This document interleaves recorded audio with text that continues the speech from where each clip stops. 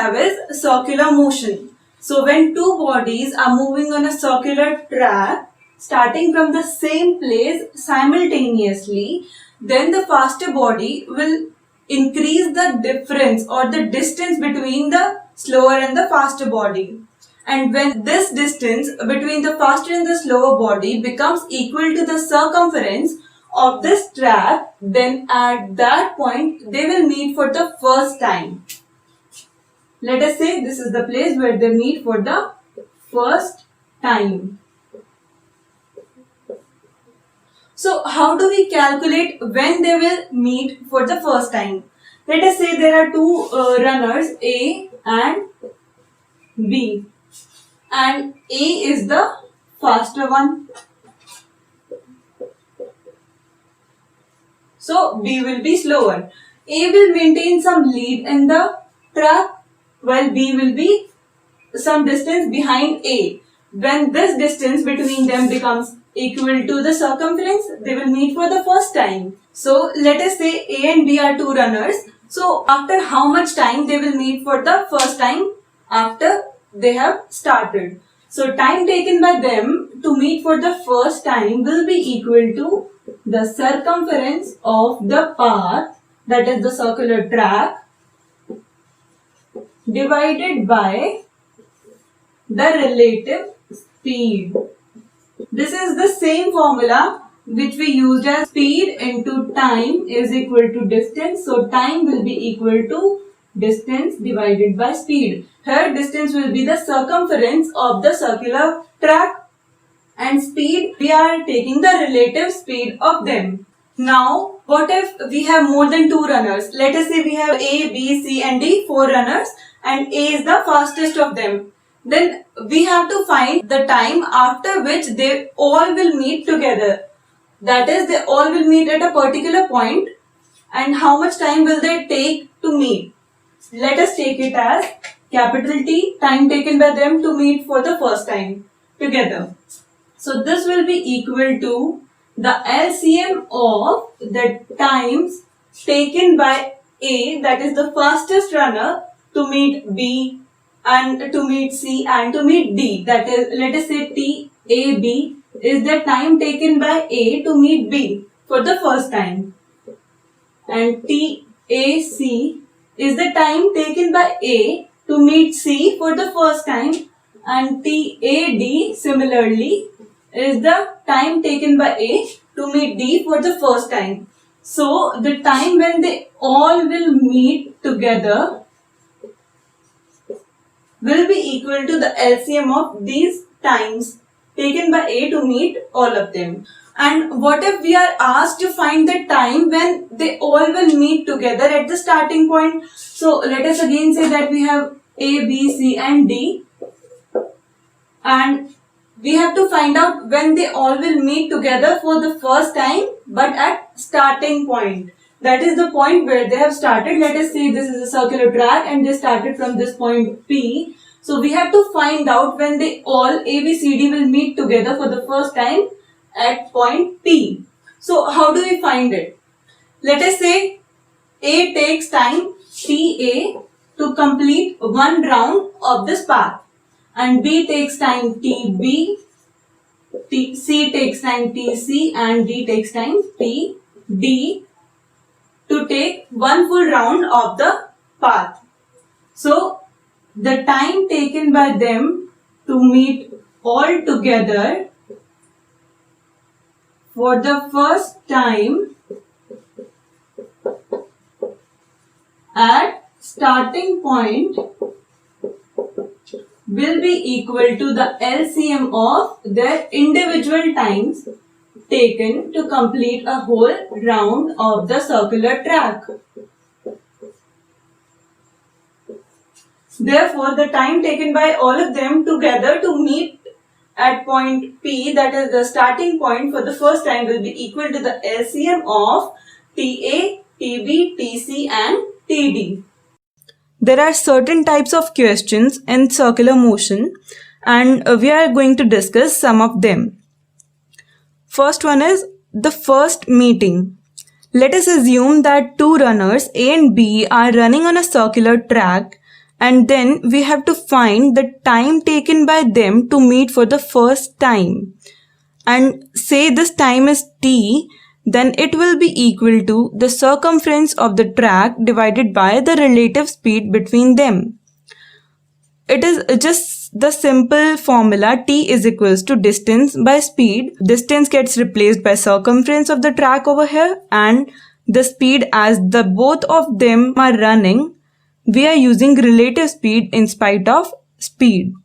Next, when there are more than two runners, there can be any number of runners, but let us assume there are four runners named A, B, C and D, and let us say that A is the fastest of all of them, and he meets B for the first time in time AB.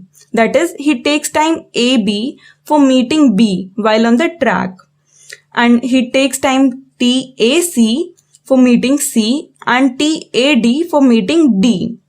Then time taken by all of them to meet for the first time, that is the time when all of them will meet for the first time, is the LCM of TAB, TAC and TAD. So that gives us the formula T is equals to the LCM of the time taken by the fastest person to meet other people. The next thing is the first meeting at the starting point. That is, when the runners meet at the starting point where they started. Let A take time TA to complete a whole round of the track, B take time TB, C takes time TC to complete one round, then the time taken by all of them to get to the starting point together will be the LCM of TA, TB and TC. That gives us the formula time for meeting at the starting point equal to the LCM of the times taken by the individuals to complete one whole length of the track. Now let us do a question on this. A, B and C start running on a circular track simultaneously from the same place of the track at the speed of 30 meters per second, 60 meters per second and 40 meters per second respectively in the same direction. The circumference of the track is 1200 meters. And we have to find two things. First, when will they be together again for the first time? And the second, when will they be together again for the first time at the starting point? That is, in first one, we have to tell when all of them will meet. In the second, we have to tell when they will meet for the first time at the starting point, nowhere else but at the starting point. Now, as we can see that B is the fastest of all of them, so we have to find the time taken by B to meet A and the time taken by B to meet C. So for that, we need to find the relative speed of B with respect to both of them.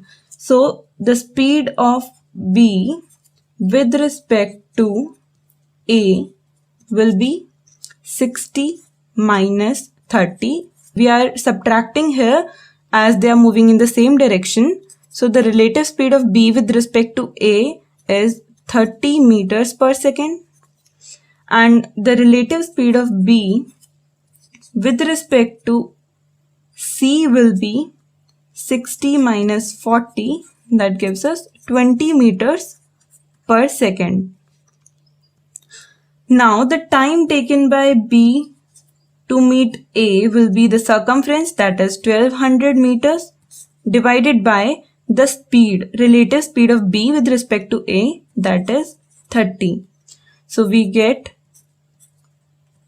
40 over here. So he will take 40 seconds to meet A.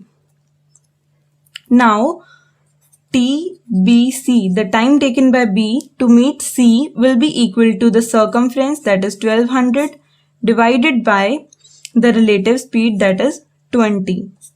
So we get 60 seconds over here.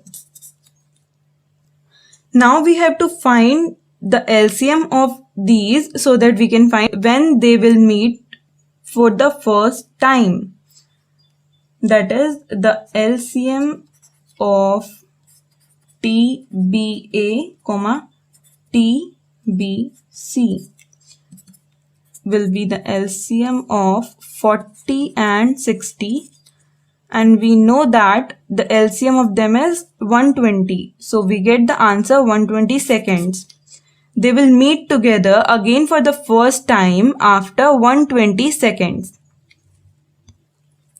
This was the first part. Now for the second part, we have to find the time taken by each one of them individually to complete one round of the track.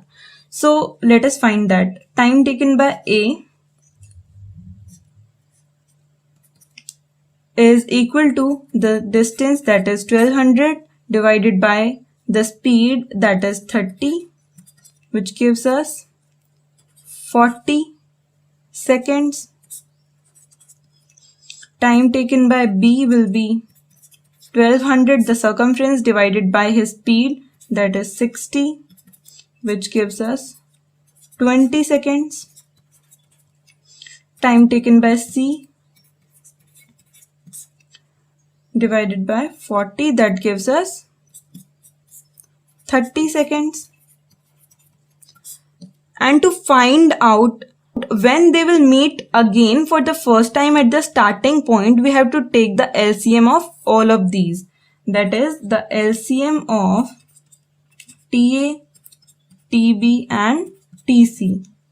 That is the LCM of 40, 20 and 30. And we know the answer to this is 120 seconds. So they will take 120 seconds to meet together for the first time at the starting point. In this case, we are having the same answer to both of them. That is, they will meet together for the first time and they will meet at the starting point only. So they will take 120 seconds in both the cases. The two answers may be different also. They will meet somewhere else for the first time and then they'll meet at the starting point for the first time after some other time.